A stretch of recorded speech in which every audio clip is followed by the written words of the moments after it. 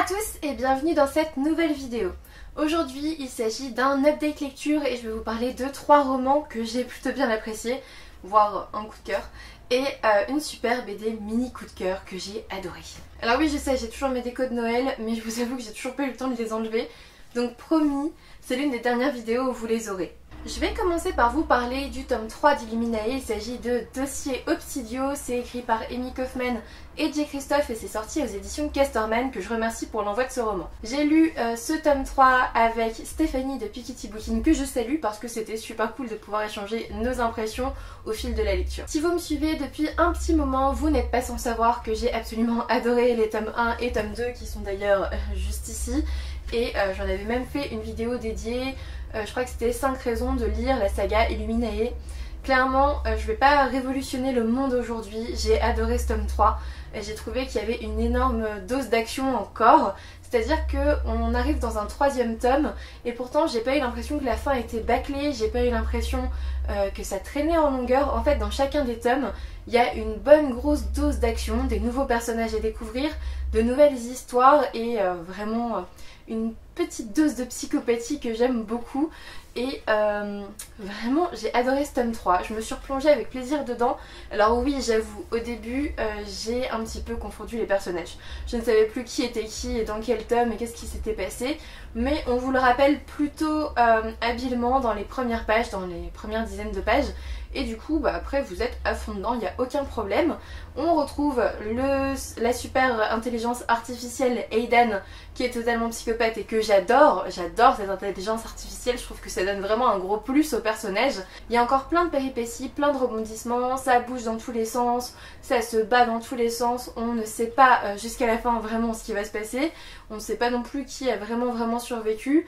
À part un ou deux qui ont pris la parole au début, mais sinon voilà, et tout ça est sous la forme d'un procès, et comme je vous l'ai déjà montré, en fait, c'est sous la forme de divers documents. Donc en fait, vous allez avoir des recueils d'emails, vous allez avoir des analyses de caméras, et souvent c'est bourré d'humour parce que ce sont des personnages que vous connaissez qui regardent les caméras et qui retranscrivent ce qui s'y passe, et souvent ça y va de sa petite remarque, et c'est très drôle. Et voilà, j'ai vraiment adoré ce tome 3. Je vous conseille vraiment cette saga si vous ne l'avez toujours pas testé. Personnellement, j'avais très peur au début quand on m'a dit que c'était un format de document. Je comprenais pas en quoi ça allait être fluide à lire et en quoi ça allait être vraiment si bien que tout le monde le disait. Et puis, je vous avoue qu'en fait, j'ai commencé la saga quand Casterman parlait du tome 2 qui allait arriver. Je me suis dit que j'allais tenter le tome 1. Et bah, j'ai bien fait, tellement c'était bien, c'était super bien. Et maintenant même je suis tellement triste que ça soit terminé en fait, je suis tellement triste. J'aurais bien lu un tome 4 et un tome 5 quoi, sans problème, vraiment sans problème. Maintenant j'ai vu que Amy Kaufman et J. Christophe étaient sur une nouvelle saga, je sais plus si je l'ai vu dans les remerciements ou sur Goodreads, mais en tout cas ils sont sur une nouvelle saga et vu la qualité d'Illuminae, même si c'est pas un format document etc, je sais pas ce que ça sera. Je pense que je tenterai leur nouvelle saga parce que j'ai adoré. Ensuite, j'ai lu Le Scribe et la Princesse à la découverte de l'Ordre Invisible, conte initiatique de Juliette Alaïs Didier Gutmann aux éditions Erol, que je remercie pour l'envoi de ce roman aussi. C'est un livre qui me faisait de l'œil. En fait, on va être au moment de l'Empire romain qui a décidé de s'étendre au-delà de la Méditerranée et qui va arriver dans des terres totalement inconnues, des terres désertiques que les Romains n'ont vraiment pas l'habitude de fouler. Et forcément, ça va amener plein de questions sur les sauvages qui habitent ici et sur leur appartenance à leur terre, sur leur revendication de leur terre. Et l'Empire romain, lui, n'a pas connu de défaite. Les Romains arrivent en conquérant, hein, voilà, ils sont habitués à gagner. Et là, bah, on va voir que c'est pas comme ça que ça se passe vraiment, et rien que le contexte historique était vraiment bien. On va suivre forcément un scribe et une princesse, il me semble, des pays de l'Est qui est là en otage. Et on va les suivre alternativement en fait, je sais pas si j'arriverai à vous montrer. Vous voyez par exemple ici on commence avec la princesse et là on retrouve le scribe. C'est-à-dire qu'on a deux points de vue différents pour la même situation. Le scribe a cet esprit romain bien organisé, bien rangé, assez droit, mais c'est un scribe assez rêveur en fait. C'est un romain pas vraiment comme les autres et il se laisse aller à rêver, à observer le monde qui l'entoure, et c'est très intéressant aussi son point de vue. La princesse, elle a ce côté sauvage et elle a aussi cette faculté de prédiction qui est assez intéressante.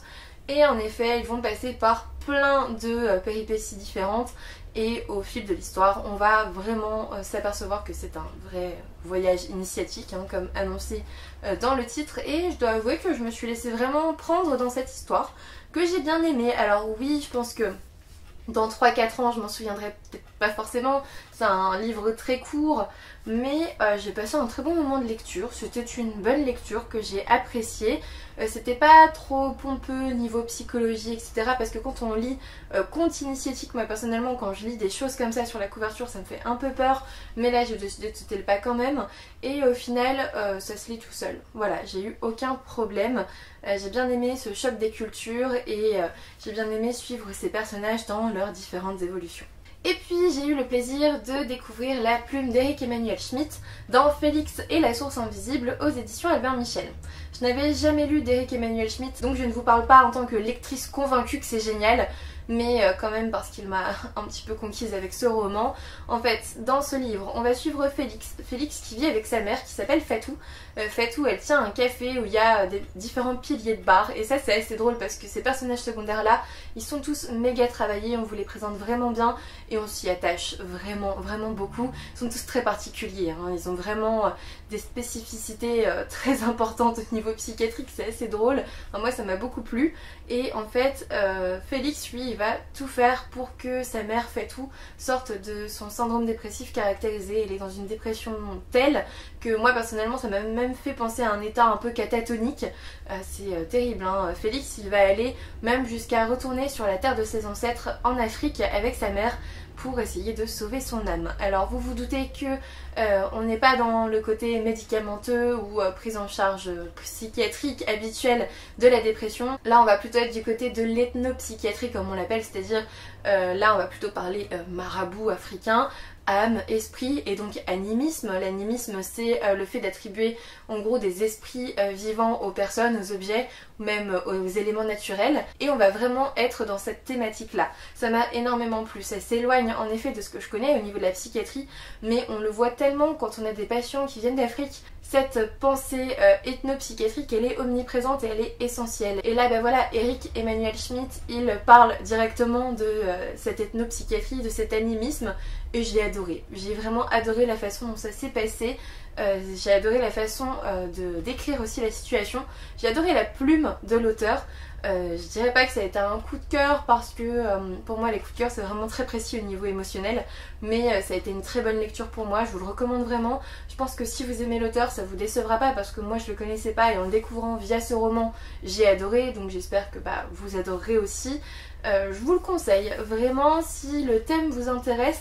C'était super bien fait, je peux pas trop vous en dire parce qu'il est assez court, hein, comme la plupart des romans de cette rentrée littéraire, hein, d'ailleurs. 230 pages à peu près, mais c'était vraiment super sympa à lire. Du coup, après cette dernière lecture d'Éric Emmanuel Schmitt, je vous avoue que j'ai très envie de découvrir ses autres romans parce que ça m'a l'air d'être un homme très intelligent, très futé, très fin, et c'était quasi poétique, presque un conte africain que j'ai adoré découvrir. Et comme d'habitude, je vais terminer par un roman graphique, et cette fois-ci il s'agit d'une bande dessinée.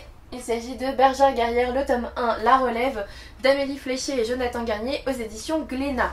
Je vais vous montrer au moins la... Alors, au tout début, vous avez une carte pour vous y retrouver, et ça c'est super cool parce que c'est pas évident de s'y retrouver quand on commence dans un univers. Et je vais vous montrer, alors au niveau graphique ça c'est pas génial, je vais plutôt vous montrer ça. Voilà, regardez-moi comme c'est joli.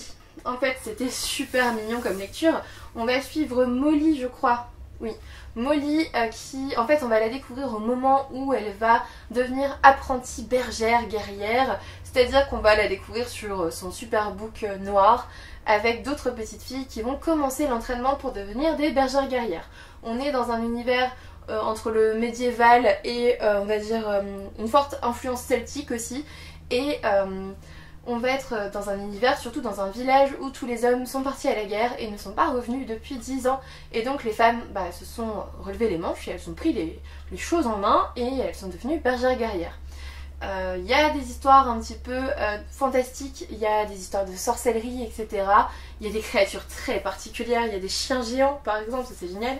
Et il y a d'autres créatures que j'ai adoré découvrir et j'ai vraiment hâte de découvrir le reste de cet univers.